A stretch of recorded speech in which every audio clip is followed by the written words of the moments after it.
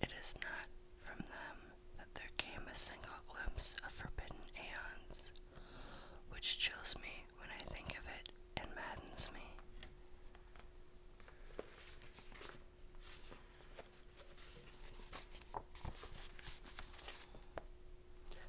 That glimpse, like all dread glimpses of truth, flashed out from an accidental piecing together of separated things.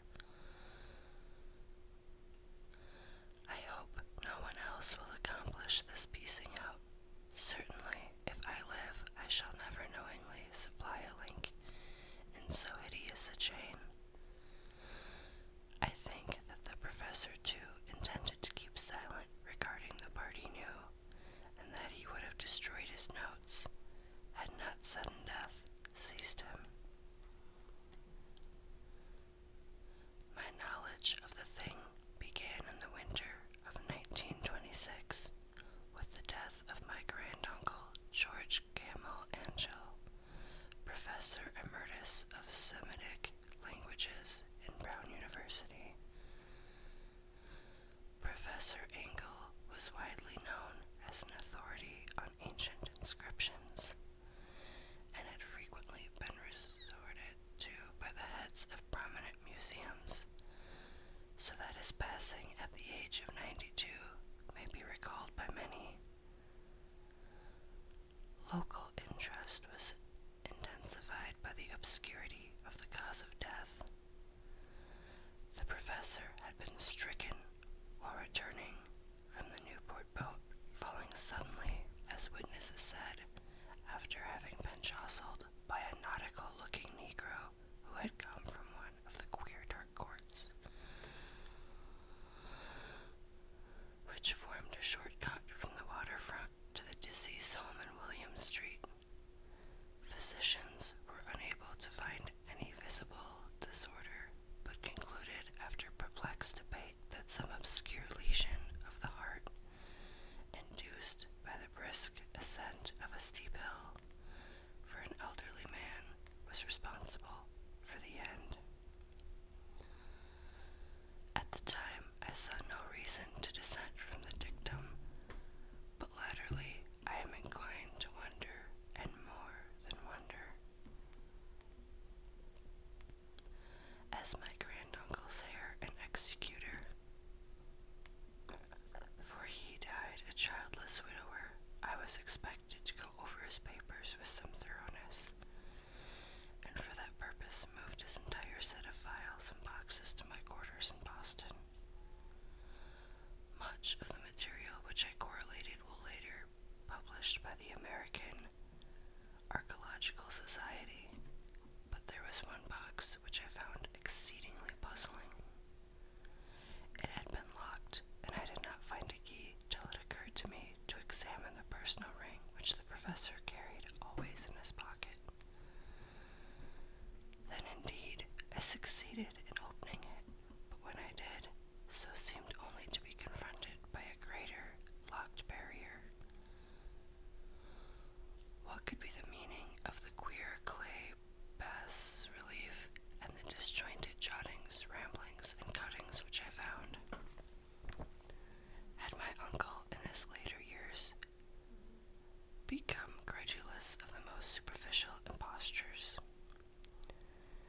The bas relief was a rough rectangle less than an inch and about 5 by 6 inches in area, obviously of modern origin. Its designs, however, were far from modern in atmosphere and suggestion, for although the vagaries of cubism and futurism are many and wild, above these apparent hieroglyphs was a figure of evidently pictorial intent, though its impressionistic execution forbade a very clear idea of its nature. It seemed to be a sort of a monster, or symbol representing a monster, of a form which only diseased fancy could conceive. The writing accompanying this oddity was aside from a stack of press cuttings. What seemed to be the main document was headed Cthulhu Cult in characters letters painstakingly printed to avoid the erogenous reading of a word so unheard of. The manuscript was divided into two sections. The first, which was headed 1925, Dream and Dreamwork, and the second, Narrative of Inspector John R. Legrassi.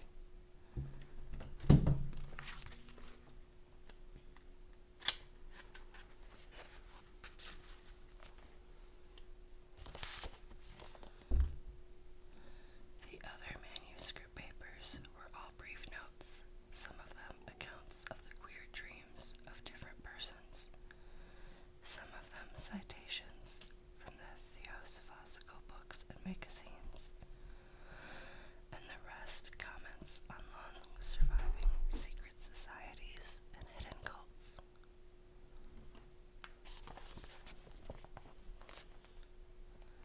The first half of the principal manuscript told a very peculiar tale. It appears on March 1st, 1925. A thin, dark young man of neurotic and excited aspect had called upon Professor Engel. His card bore the name of Henry Anthony, and my uncle had recognized him as the youngest son of an excellent family.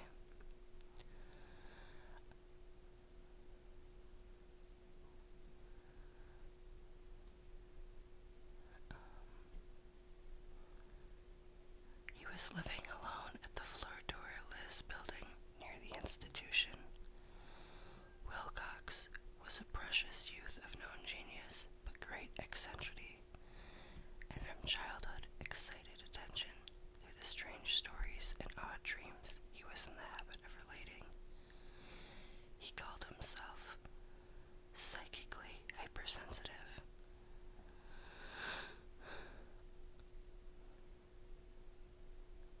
On the occasion of the visit ran the professor's manuscript, the sculptor abruptly asked for the benefit of his host. He spoke in a dreamy manner which suggested pose and alienated sympathy, and my uncle shewed some sharpness in replying, for the conspicuous freshness of the tablet implied kinship with anything but archaeology.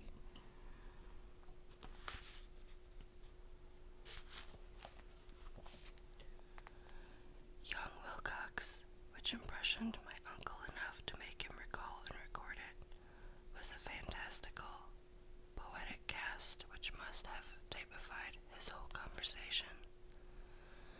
It was then that he began that rambling tale which suddenly played upon a sleeping memory and won the fevered interest of my uncle. There had been a slight earthquake tremor the night before, and most considerable, felt in New England for some years.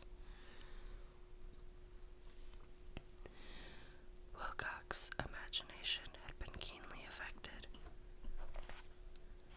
Upon retiring, he had an unprecedented dream of great cyclopean cities of Titan blocks and sky-flung monoliths, all dripping with green ooze and sinister with Latin horror.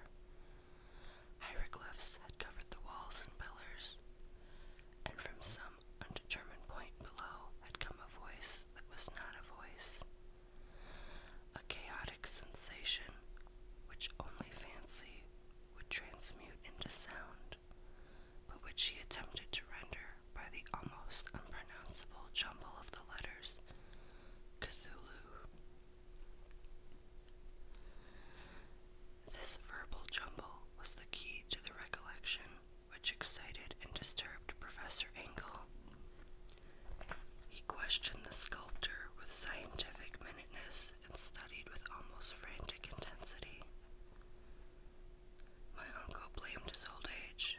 Wilcox afterwards said for his slowness in recognizing both hieroglyphs and pictorial design. Many of his questions seemed highly out of place to his visitor, especially those which tried to connect the latter with the strange cults or societies. When Professor Engel became convinced that the sculptor was indeed ignorant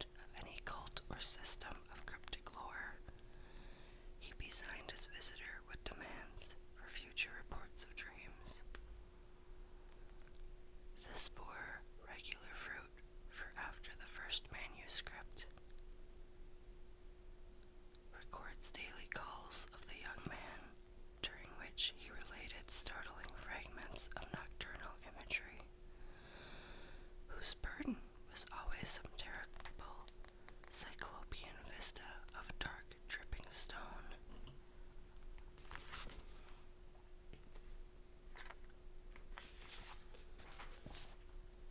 With a subturned voice, shouting monotonously enigmatical sense impacts, repeated are rendered by the letters Cthulhu.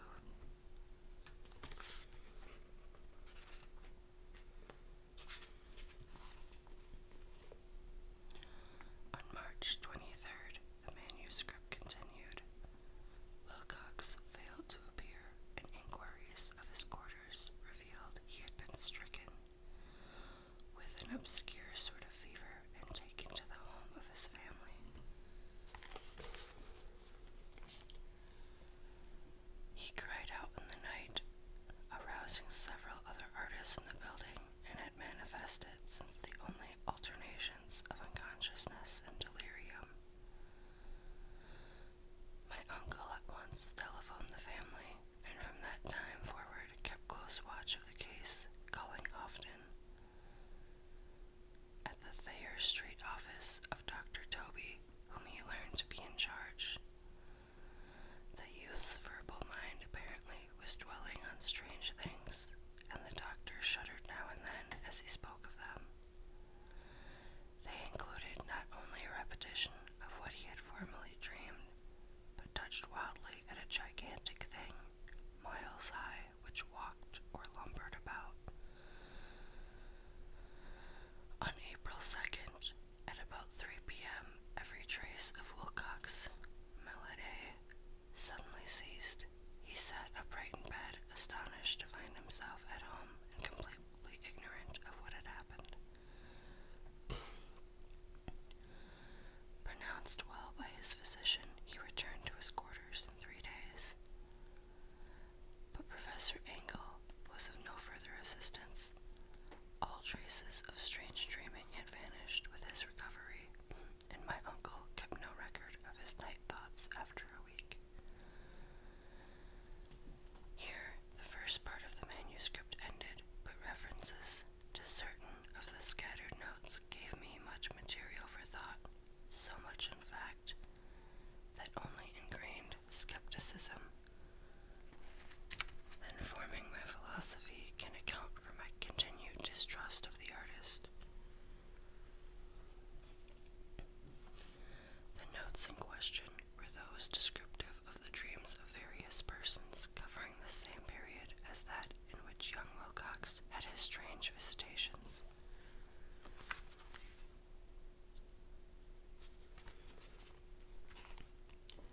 My uncle, it seems, had quickly instituted a prodigal, far-flung body of inquiries amongst nearly all of the friends whom he could question.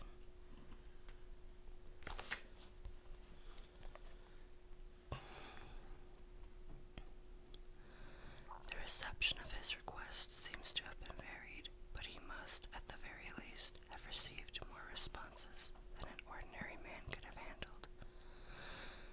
This original correspondence was not preserved, but his notes formed a thorough and really significant digest.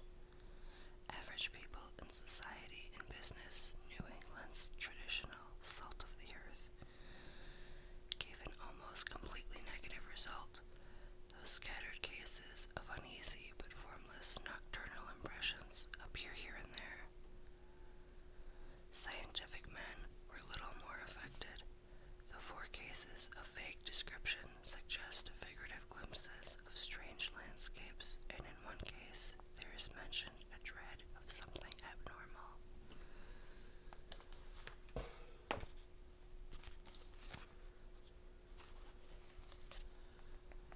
It was from the artists and poets that the pertinent answers came, and I know that panic would have broken loose had they been able to compare notes.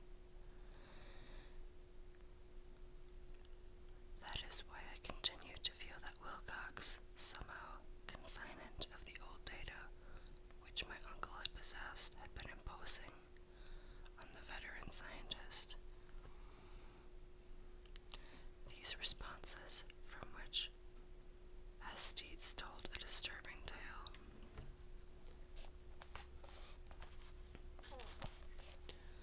A large portion of them had dreamed very bizarre things, the intensity of the dreams being immeasurably the stronger during the period of the sculptor's delirium.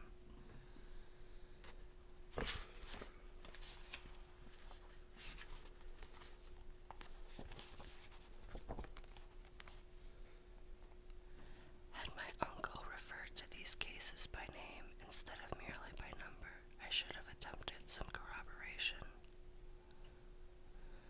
The press cuttings, as I have intimated, touched on cases of panic, mania, and eccentricity during the given period. Professor Engel must have employed a cutting bureau, for the number of execs was tremendous and the sources scattered throughout the globe.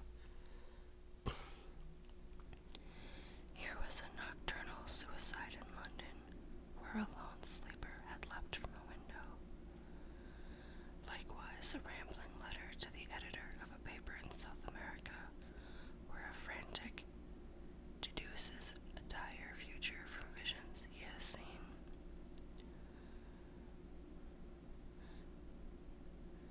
And so are numerous the recorded troubles in insane asylums that only a miracle could have stopped the medical fraternity from nothing strange parallelisms and drawing mystified conclusions. A weird bunch of cuttings, all told, and I can at this date scarcely envisage the callous rationalism with which I set them aside.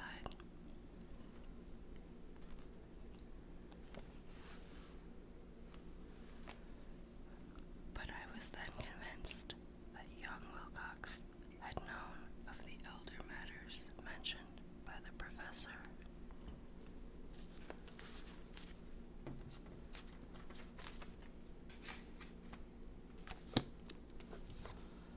Well, that is the end of part 1 of the Call of Cthulhu. There will be 2 more parts, and I have to say that's pretty crazy. People are dreaming of this ocean monster or something that is destroying some ancient cities, so that's weird. They're all different people all over the place are dreaming of this thing. That's definitely creepy. It definitely sounds like